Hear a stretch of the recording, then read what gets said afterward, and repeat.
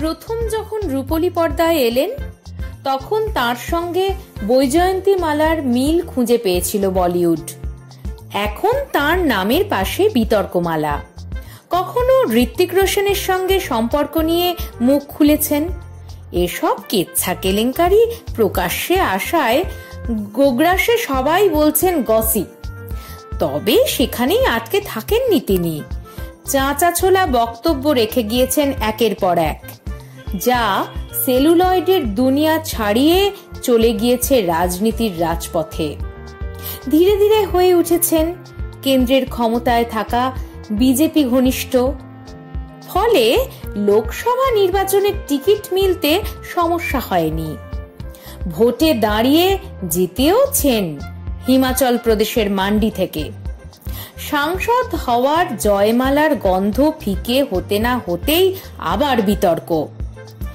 এতক্ষণে নিশ্চয়ই বুঝতে পেরে গিয়েছেন কে তিনি। ঠিকই ধরেছেন, তিনি কঙ্গনা রানাওয়াত, মণিকর্ণিকা থেকে কুইন খ্যাত নায়িকা, বিতর্কের রানীও বটে। সাম্প্রতিক বিতর্ককে অবশ্য কঙ্গনা সচেতনভাবে আহ্বান জানাননি। চণ্ডীগড় বিমানবন্দরে সিকিউরিটি চেকিং এর সামনে হঠাৎই ঘটে গেল ঘটনাটা। কুলবিন্দর কৌর নামে এক মহিলা জওয়ান সপাটে চর কষালেন কঙ্গনার গালে। প্রথমটায় থতমত খেয়ে যান কঙ্গনা, পরে প্রত্যাঘাত করতে এগিয়েও যান। তবে ততক্ষণে অন্য নিরাপত্তা কর্মীরা ঘটনাস্থলে এসে গিয়েছেন। পরবর্তীতে ওই জওয়ানকে পুলিশি হেফাজতে নেওয়া হয়, সাসপেন্ড করা হয়েছে বলেও খবর। কিন্তু কঙ্গনা কাণ্ডের শিকড় অনেক গভীরে।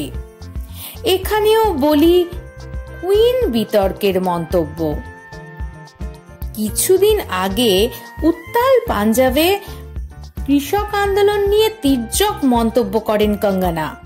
তার দাবি ছিল মহিলারা 100 টাকার বিনিময়ে কৃষক আন্দোলনে যোগ দিয়েছেন, যা নিয়ে স্বাভাবিকভাবে সে সময়েও বিতর্কের ঝড় উঠেছিল।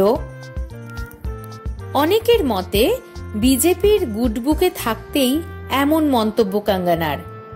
জওয়ান কুলবিন্দরের সেই মন্তব্য বিঁধেছিল মরমে, কারণ তার মা যুক্ত ছিলেন কৃষক আন্দোলনের সঙ্গে। ফলে নিজের কাজে কোনো অনুতাপ নেই কুলবিন্দরের। অনেকে নিরাপত্তা নিয়ে প্রশ্ন তুলেছেন। কেউ কেউ এই ঘটনার সঙ্গে দেহরক্ষীর গুলিতে বিদ্ধ প্রধানমন্ত্রী ইন্দিরা গান্ধীর হত্যার প্রসঙ্গও তুলেছেন। তবে কঙ্গনা আছেন কঙ্গনার মতোই। এই ঘটনার পরে এক ভিডিও পোস্টে কঙ্গনা বলেছেন, আমি চিন্তিত পাঞ্জাবের সন্ত্রাসবাদ নিয়ে। অর্থাৎ এই ঘটনার সঙ্গে সন্ত্রাসবাদকে মিলিয়ে যেন নতুন এক বিতর্ক ডেকে আনতে চাইলেন কঙ্গনা।